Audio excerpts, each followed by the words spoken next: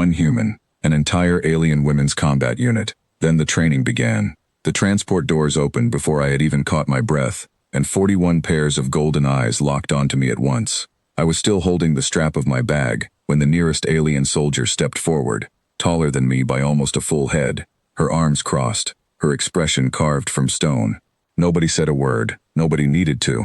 I could feel exactly what this room thought of me, and it was nothing kind.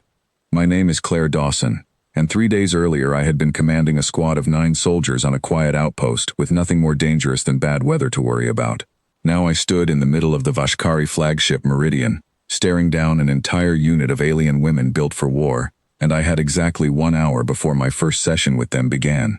Their commander introduced herself as Threl Cassia Vash. She did not offer a hand. She looked at me the way someone looks at an insult that has been mailed to their front door. "You are the human they sent to train us," she said. Her voice had a low growl underneath every word, like something mechanical grinding beneath the surface. "I have read your file. 9 soldiers, no major engagements, and yet command believes you can teach the Talon Sisterhood." I did not flinch. I could not afford to. "I did not come here to lecture you," I said. "I came here to see what you already know, so I can show you what you are missing." Her eyes narrowed. Behind her, I heard low laughter from somewhere in the crowd of soldiers. Threl raised one hand, and the laughter stopped instantly, cut off like a switch had been thrown. That kind of control told me everything about the woman standing in front of me. She did not rule through fear, she ruled through respect that had been earned the hard way, and she expected the same from anyone who wanted to stand in her yard. "Very well," she said. "Show me." She turned and called forward a soldier named Birsa, a woman built like a wall, with scars across her forearms that told stories I did not need translated. Birsa stepped into the sparring circle without a single flicker of doubt in her eyes. She was not nervous. Why would she be? She could see exactly what I was, and exactly what I was not. The moment the whistle sounded, she moved faster than anything I had ever sparred against. I barely saw her hand before it connected, and I hit the deck hard enough to feel it in my teeth. The whole yard went silent, waiting to see if I would stay down. I stood back up. She hit me again. I hit the ground again. I stood back up again. By the 5th time, sweat had started to run into my eyes, and my ribs ached with every breath. By the 9th time, Birsa was no longer smiling the way she had at the start. She was watching me the way you watch a puzzle that refuses to make sense.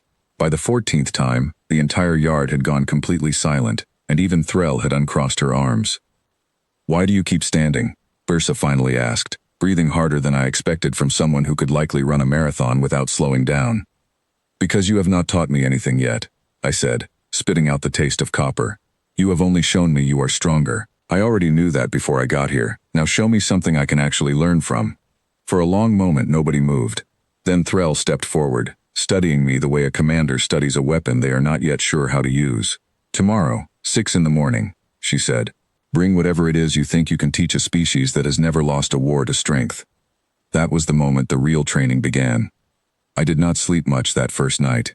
My body ached in places I did not know could ache, and my mind kept circling back to one simple truth. I could not outlift these women. I could not outrun them, outthrow them, or match their raw strength in any straight contest, not in 100 years of training. If I tried to beat them at their own game, I would lose every single time, and worse, I would prove every doubt they already had about me. So I stopped trying to be strong the way they were strong. The next morning, I stood in front of the entire sisterhood and told them we would not be practicing strength today. Confusion moved through the group like a ripple across water. Threl folded her arms again, waiting to see if I would embarrass myself. "Humans have never been the strongest creatures on our world," I told them. "We were never the fastest, never the toughest, never the ones with claws or armor or night vision. Every predator that ever hunted us could have won a fair fight without trying. So we stopped fighting fair. I taught them how to read terrain the way a hunter reads a trail, how a narrow hallway can turn overwhelming numbers into a single file line of easy targets, how darkness favors the side that trained for it instead of the side that simply endured it. I taught them patience, the kind that lets an enemy walk directly into a trap they never saw forming. I taught them that retreat was not shame.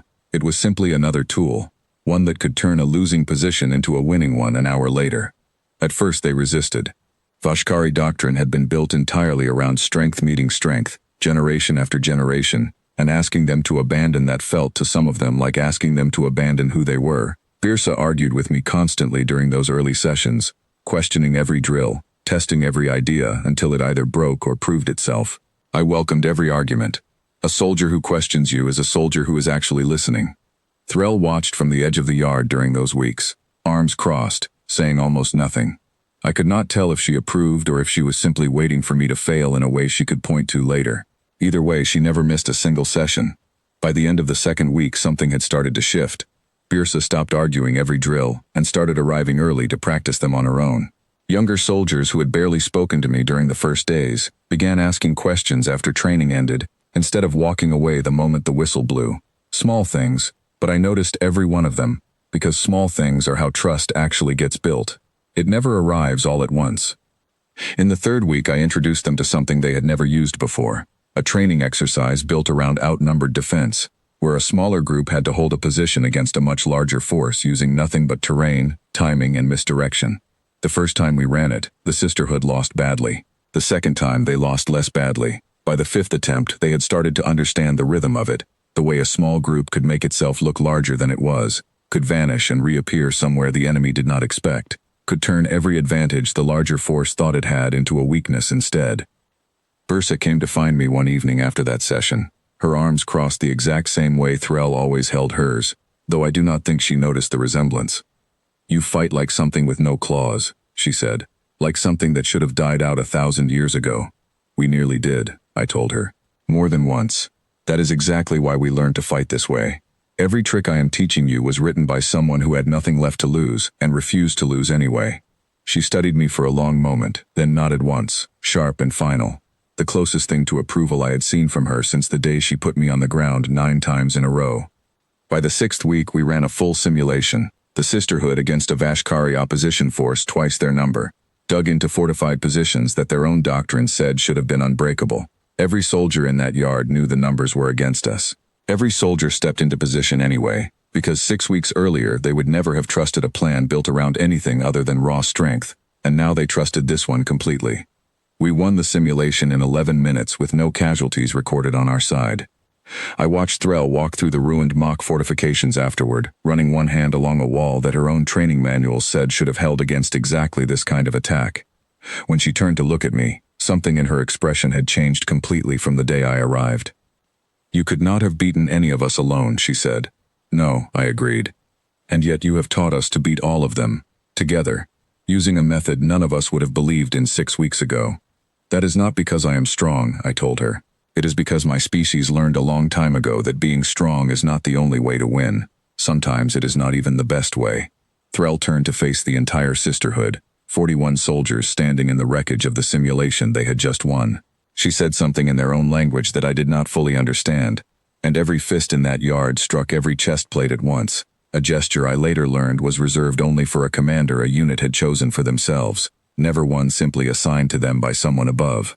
I thought that moment was the end of the story. I was wrong. It was only the beginning of the part that actually mattered. 3 weeks after that simulation, real trouble found us, and it did not wait for a training schedule. An unknown fleet dropped out of the dark on the far side of the system, moving faster than any scanner on the Meridian had time to properly track. Alarms tore through the ship before I had even finished my morning coffee, and by the time I reached the command deck, Threll was already barking orders in a voice I had never heard her use before, sharp and fast and completely without hesitation. "Raiders," she said the moment she saw me. "Old enemies of the Vashkari sovereignty, the kind that strike fast, take what they want, and vanish before a proper response fleet can arrive. Our main defense fleet is 2 days out. We do not have 2 days. How many ships?" I asked. 6, against our 1, she said, and every one of them built for exactly this kind of attack. For a moment the old fear crept back into the room, the same fear I had seen on the first day, the belief that strength alone decided every battle before it even started. I could see it moving through the crew on the command deck, soldiers who had spent their whole lives believing that 6 against 1 meant the outcome was already written. Then Birsa stepped up beside me, and I watched her say the words before I even had the chance to. "We do not fight this the old way," she said, loud enough for the whole deck to hear. "We fight it the way we trained." Threll looked at her, then at me, and something settled in her expression, calm replacing the sharp edge of panic that had been there a moment earlier. "Tell me what you need," she said to me. I laid it out fast because fast was the only speed we had left. The Meridian could not win a straight fight against 6 raider ships, not through firepower alone, not through armor, not through anything close to a fair contest. So we would not give them a fair contest. We would use the asteroid field on the edge of the system as our narrow hallway, the same principle from every drill we had run in that training yard, turned into something with real consequences on the other side of it.